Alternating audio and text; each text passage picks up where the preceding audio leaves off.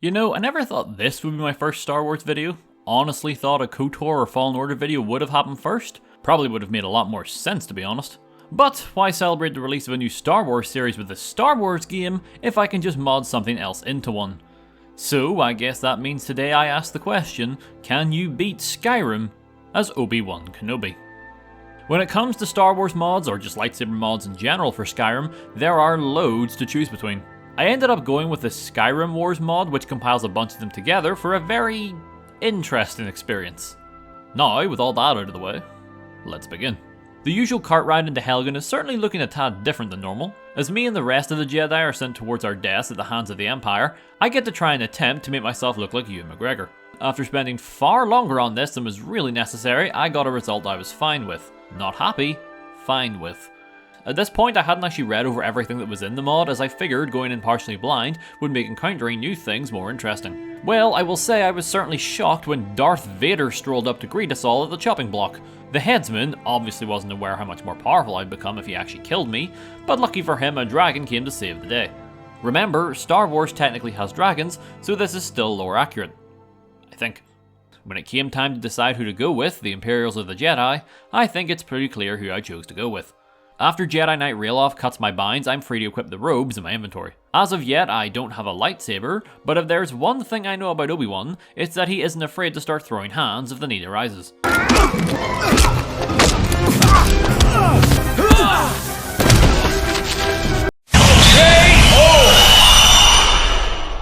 Fortunately, the stormtroopers are only equipped with vibroblades, so they don't cut very far through my robes, plus the assistance of Railoff really helps to speed things along. As effective as my Force Knuckles may be, I didn't feel like sticking around and blooding them for an extended period of time, so after clearing out the room with an actual Sith Lord, I just bolted for the exit. If I want to stand a chance, I will of course need to craft a lightsaber, which, conveniently enough, you can do at any smithy, so I make my way for Riverwood to find out just what materials I will require. This is now where I spent close to 2 hours searching for materials. Let me explain. So, when I was first looking through how to craft the one I wanted, I found the recipe only needed 1 gold and 1 silver ingot, along with some void salts. I assumed the void salts would be difficult to come by, as anytime I tend to need them, they are nowhere to be found. Well, lo and behold, after using a Jedi mind trick to get into Whiterun, I was able to buy a sample from Arcadia's Cauldron. Next was the 2 ingots, and to make a long story short, I checked every single blacksmith and general store that I could think of, and never found either of them. It was not a huge setback in the long run, as I just made my way to the Halted Stream camp to get the transmute spell and make some gold and silver of my own. The journey there was fairly smooth. That said, the night sky certainly seems a lot more ominous than usual. Arriving at the camp that's really a mine, and I don't head in the front door as that would be suicide, so rather I jump into the nearby spike pit, narrowly avoid said spikes, and can then enter through the back, grab the tome, leave the way I came, and fast travel back to Whiterun with no issues. Well, I say no issues, but in fact, this was the biggest issue of all. As it turns out, this was just the materials to build the hilt of the lightsaber, like as in, no glow stick, just the metal. While a lightsaber hilt only run sounds hilarious, I kind of wanted to use the real deal, so it was back to the smithy to see what I would need next. I could either craft Obi-Wan's lightsaber from the Phantom Menace, or the one he used in Revenge of the Sith. Initially, I was going to craft the Phantom Menace version, as I actually owned that one as a child, plus all it required was a Greater Soul Gem and 2 steel ingots. Well, as it turns out, I had the absolute worst time trying to find an empty Greater Soul Gem. I tried to use one with a soul in it, as they seem to be everywhere, but alas, they did not work. Third time's the charm, as they say. It was time to try and gather the ingredients for the Ben Kenobi lightsaber instead, and thankfully, this one just requires 2 silver ingots, void salts, and some refined moonstone. The void salts I already had, and by buying some iron and transmuting it, I can get the silver. All that leaves is the moonstone, and thankfully, I know just where to get some. If you make your way into the midden inside the College of Winterhold, right as you enter, if you look up into the rafters, you can spot a wooden box, and inside said box, there are 5 pieces of refined moonstone. After claiming my prize, I return to Whiterun, and finally, after close to 3 hours of game time, can actually start the run. Revenge may not be the Jedi way, but to hell with that, I returned to the Halted Stream camp and showed those bandits what for. It probably goes without saying, but my glowing energy beam of hot death absolutely decimates the flimsy bandits that dared to pick a fight with me. Plus, I had the high ground, so they really never stood a chance. Given the circumstances and the overpoweredness of the lightsaber, I thought it was only fitting to follow in the footsteps of my Skyrim as the Lone Wanderer and Fallout 4's Master Chief videos and up the difficulty from normal to legendary. Feeling like I had to make up for all the time I wasted scavenging for supplies, I made my way for Bleak Falls Barrow to see how the increased difficulty changed things. Spoiler for the moment, not a whole lot. To be fair, we are still at the very beginning of the game, and when compared to starting weapons, the damage output of the lightsaber is nuts, even to legendary opponents. Not helping matters is due to the way Skyrim's leveling system works with its combat skills, you actually gain more experience the more damage you do with a weapon. This means I'm gaining one-handed levels at a fairly consistent rate. On the bright side, if my level keeps increasing, the enemies should also get stronger and make things a little more challenging. Back to what's happening now, the bandits and Draugr continue to fall before me all throughout Bleak Falls Barrow. Even the Overlord at the end goes down in just a few swings. With the special stone in hand, it's back to Whiterun once more, and now it's time to face down a dragon. Unlike KOTOR, we don't just blow this one up with explosives, but rather fight it head on.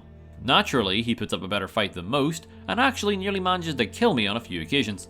This was also when I realized that the ward effect that the lightsaber applies after blocking for a few seconds is pretty damn strong. I thought that maybe the ward would break after sustaining enough heavy fire, but despite the fact how much the Jedi talk about balancing the Force, their lightsabers are in fact completely broken, and as you probably figured out, the ward effect is permanent so long as you continue to hold down the block button. So, after completely embarrassing the dragon as I part his flames like Moses, I quickly finish him off, and for my efforts I'm granted Lydia as my new Padawan. She will not be accompanying me for the journey, as we all know how well the last apprentice went. Anyway, rather than shotgunning the story and have this video end in the next 2 minutes, I figured that I could hit up some side objectives, mainly any that dealt with fighting the Empire. First one that I decided to tackle was mission in action by helping the Greymanes rescue their family from the Thalmor. This is as simple as snooping around the Battleborn's private affairs and finding a note from Vader saying that he's kidnapped Thorald and is currently keeping him at Northwatch Keep. The Thalmor here were by far the toughest foes I'd faced yet, simply because they were able to beat me multiple times in a row no matter what I did. In a one-on-one and maybe a two-on-one fight I could come out on top every time, but as soon as magic users and archers are thrown into the mix, my lack of any real armor really begins to show itself. I was able to make it past by playing things a little more on the defensive side by really utilizing the block bash stagger to avoid as much damage as possible. As well as that change in tactics worked, I will not lie, the only thing that saved me from another untimely death was a very well timed level up, allowing me a free heal and stamina regen in the middle of the fight. Naturally, I took the damage boost as I may as well continue being a glass cannon, and sure enough, the emergency healing paid off, and I was able to move inside the keep. The fighting in the interior sections of Northwatch proved to be a lot easier than what I faced outside, mostly due to the lower number of guards patrolling the halls at any given time. After they were dealt with and Thorald was rescued, I also messed around with stealth, simply because the idea that you could sneak up on anyone with a lightsaber is hilarious to me. Regardless, that was the quest finished, and now it was time to become a proper Jedi. It's one thing to have a lightsaber, it's another thing entirely to have access to Force powers. The easiest way to do this was to head to a smithy and craft holocrons, which would then teach me specific Force powers. Probably goes without saying, but for the case of the run, I did not take any of the Sith-based powers. In fact, the only two I decided to take were Force Push and Force Heal. This is because some of the other light side powers, such as Force Speed, seemed just a little bit too good given my current setup. With a saber, robes, and space magic, it was now time to officially join the Jedi Council, so it was off to side with the Stormcloaks, and I know exactly what you're all thinking. Nerbit, the Stormcloaks. Is evil! From my point of view, the Empire are evil. Well, then you are lost! While many consider the Stormcloaks to be the evil option out of the two factions, and I can only assume some of you are annoyed by me siding with them again, let's keep in mind that having them as the Jedi works pretty damn well given some of the voice lines in the game. We could sit here and debate the virtual politics of an 11-year-old game all day, but I don't wanna, so here is me using my Force powers on some bandits instead. Taking out the Ice Wraith is straightforward enough, but on the way back to the Council, I stop to rest when suddenly I'm kidnapped by an assassin. Killing innocents for my freedom doesn't seem like the right thing to do, so I opted to fight Astrid. It was nothing that a Force Push followed by my beating stick couldn't handle. My Council plans would need to be put on hold briefly as taking out the rest of the assassins seemed like the best course of action. The trip to Dragon's Bridge from Solitude seemed to be danger-free. That was until I was hit with the almighty combo of a dragon and a storm wizard, which naturally led to a very quick death. Second attempt, I'm more aware of what was to come. I focused down the dragon first, as I knew the wizard would do the same. It was the lowest rank of dragon, so it didn't take long to dispatch, and now I could turn my attention to the Storm Mage. This was also probably one of the most Star Wars-like moments in the entire run, as just like in Attack of the Clones, I was able to hold up my lightsaber and absorb the lightning that the mage was casting at me. This allowed me to easily close the gap and finish them off with a nice decapitation. Right as this happened, I noticed an arrow fly past, meaning I was ready for another fight, but to my surprise, it was one of the Jedi here to lend a helping hand. After this, I arrived in Dragon's Bridge, got the password to the secret clubhouse, and could now get rid of the Brotherhood. This was kind of like a reverse Order 66 situation, as I just went in and slaughtered them all without a second thought while they failed to stop me. Coincidentally, they even had their own Palpatine lookalike, who probably put up the least amount of resistance out of the bunch. With my side quest out of the way, it was time to get back to my primary side quest as I helped Thalmor fight against the Empire. Stormtrooper armor, funny enough, does not do very well against the lightsaber. That's not to undersell the strength of the Force, of course. In fact, Force Push straight up just killed these two troopers as soon as I entered the first room of the tomb. Things begin to feel very Fallen Order if you catch my drift as I make my way through the tomb. Sadly though, I made the unfortunate discovery that you can't decapitate stormtroopers. The animation will play as you can see, but then nothing happens. A little disappointing, but I've seen this glitch countless of times in Skyrim when it comes to full-faced helmets, so it can't be helped. The Draugrs at the end of the dungeon go down with relative ease thanks to yet another Force Push, although the repeated slashing after the fact probably didn't help much. After grabbing the crown, I take it to Master Ulfric, and now it's time to assault Whiterun. I swear we are the good guys here. The game's way of difficulty here is by having a larger number of enemies to contend with than usual, but to compensate that, they all have much less health. Normally, that makes this part go by rather quickly and without much hassle, but given the increased difficulty and the fact I mostly one or two shot any stormtroopers anyway, what this means for me is that I end up just taking a lot more damage than I normally would. I didn't have any well-timed level ups to save me this time. I did, however, have the first and second versions of Force Heal. Strangely enough, Force Heal 1 was a lot more helpful than Force Heal 2, as it healed continuously over time for about 10 seconds, which was almost always better than just healing a large amount in one go like the second rank of the spell did. This would allow me to tank more hits than I normally would before going down, and is probably the reason I was able to make it to the gates and inside on my first attempt. Other than Raelof in the opening, this was also the first time I noticed other Stormcloaks using lightsabers, so now I don't feel too out of place. I get another incredibly deadly use of Force Push on 3 Whiterun guards before it was time to face off against Bulgriff. With my backup, this was never going to pose a problem, and before long he's doing the weird Skyrim crawl thing around the floor, and Revolver Ocelot is put in charge of Whiterun from here on out. I then returned yet again to Ulfric, and before continuing with the Civil War, decided to complete the main story. Simply because I figured fighting Vader at the end of the Civil War questline will make for a more fitting ending to the run than beating Alduin for the 9th time on the channel. With that in mind, it's off to Iverstead to speed along with the plot. As I was already in Windhelm, I thought it just made the most sense to head south from there. I continued to show off the power of my otherworldly technology as I picked on the local wildlife, and all the while I was wondering, is that what Starfield is going to be like? Those thoughts quickly left my head as I became far too distracted trying to drown a nearby troll.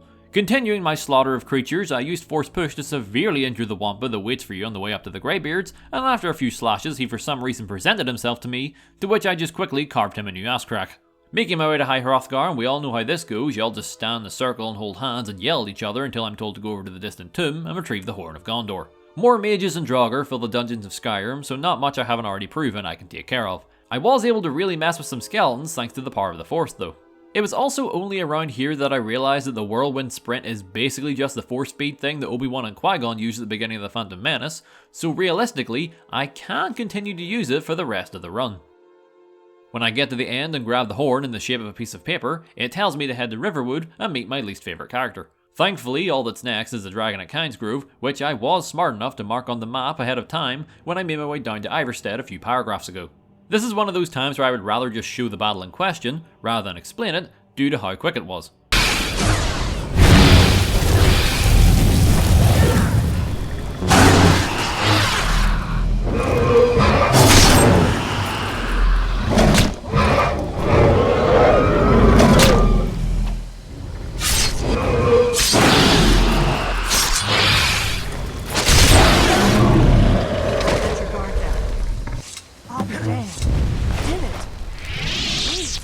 Delphine then informs me of everything she knows about the situation, probably because she's shocked how quickly I ruined that dragon's day.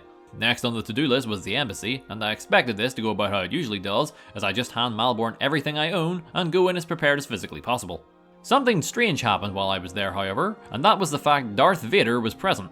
Not exactly someone I'd imagine having fun at a party. Hopefully they have straws. In all seriousness, I've never once had Tullius be present at the embassy. I have no clue what I've done differently this time for this to be the case. Stealth not being my strong suit meant I would need to contend with more elven Sith Lords, but honestly, that's alright. It's fun to just go on killing sprees from time to time without a care in the world. It's even more fun in situations like this, where you can argue it's for the greater good as well.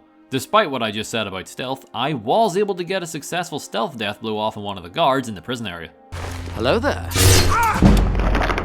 My sneaky ways didn't last long, mind you, as I charged in headfirst to save Malborn when he was taken hostage. I suppose we'll just save the real stealth for whenever I finally decide to make a Metal Gear video.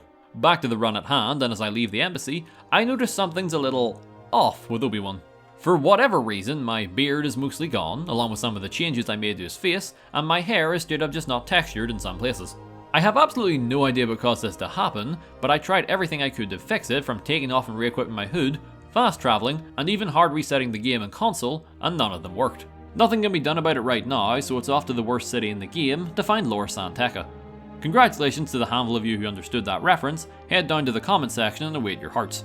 Down in the Ratways, I would have paid the Riften woman to butcher up my face to look like Ben Kenobi, but as it turns out I left my gold back in the chest at Delphine's, as money was the one thing of mine I forgot to give Malborn. It's not a huge issue, as even without gold I can make the Thalmor pay as I drive my lightsaber right through their midsections. Once I grab Esbern, he works as an effective meat shield, as for some reason he is the focus of the Thalmor, which allows me to pick them off with little to no resistance, bar the occasional spell that singes off what's left of my beard. Speaking of, good news, my face morphed back together again upon leaving the sewers, so no more Obi-Wan Kenobi. After a brief discussion, it's off to Alduin's wall, and in a rare event I managed to actually spot Alduin himself in the wild, resurrecting more dragons. History repeats itself yet again as I butcher his friend before he even has a chance to get his skills back. The Forsworn outside Skyhaven Temple put up a bit of a fight, but much like myself they have almost nothing in the way of armour, so most go down rather fast. After quickly running through the toddler puzzles in the temple, I slice open my hand to activate the blood seal, and thankfully I'm smart enough to do it with a real knife and not the lightsaber. Next it's up to the peak of High Hrothgar, and I don't think I need to explain why Obi-Wan should be excited to go there. But first, I make my way for Septimus Cygnus to get the quest to obtain the Elder Scroll, so I can just use it as soon as I meet Paarthurnax. Fighting through the underground droid factory is easy enough. Just like in the movies, the lightsaber cuts through them like butter. I had a little difficulty when in Blackreach, mainly due to getting poisoned, but remembering I had the ability to heal myself made the repeat attempts go by much smoother. After pushing the buttons from literally right to left, I grab the scroll, learn how to insult the clouds, and can then meet with the lizard himself. That's fucking Obi-Wan Kenobi. This of course leads straight to the first round against Alduin, where he stands at a massive disadvantage as we are quite literally fighting in the highest of grounds. Realising just how outmatched he truly was, Alduin decides enough is enough and retreats for the time being. Usually, now it's time for the Peace Council, but I really don't feel like doing that this time around, so it was back to the Civil War questline. Don't worry, I can still save Vader for the end, as the Jarl of Whiterun will offer to help with the Peace Council if you have the quest to assault Solitude.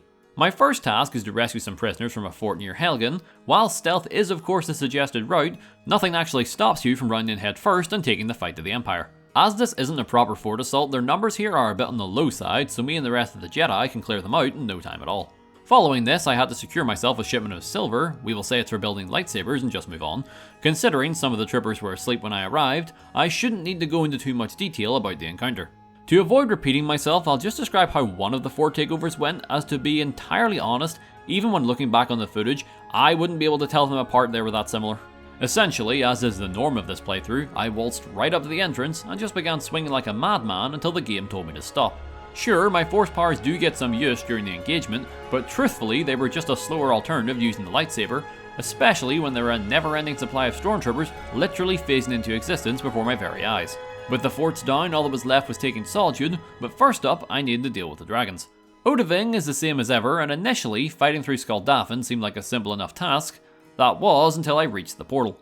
Turns out, with my limited magic defenses, fighting two dragons at a single time was not my best idea. Changing tactics to play more defensively may have worked given the word on the lightsaber, but I never really tried that and instead kind of just kept smacking my head against the wall and expecting a different result. Well, smash your head against it long enough and you just might break through, as for whatever reason on my 8th attempt, the dragons did not attack me at the same time, and as such, I was able to take out the weaker one first, and then could easily take down the second without having to worry about getting blindsided. I then beat up a defenseless Nacrin to make me feel better and entered Sovngarde. I have fought Soon enough times to know it is very unwise to underestimate him, so I attacked first to make sure I could whittle him down before he murdered me with his infamous triple headbutt maneuver. After meeting the heroes, I brought them outside, yelled at the cloud some more, and then killed Alduin. Apologies if that went by faster than you would have liked, but I think it's well known by now that due to the backup you have here, this ends up being a lot easier than the first battle with Alduin.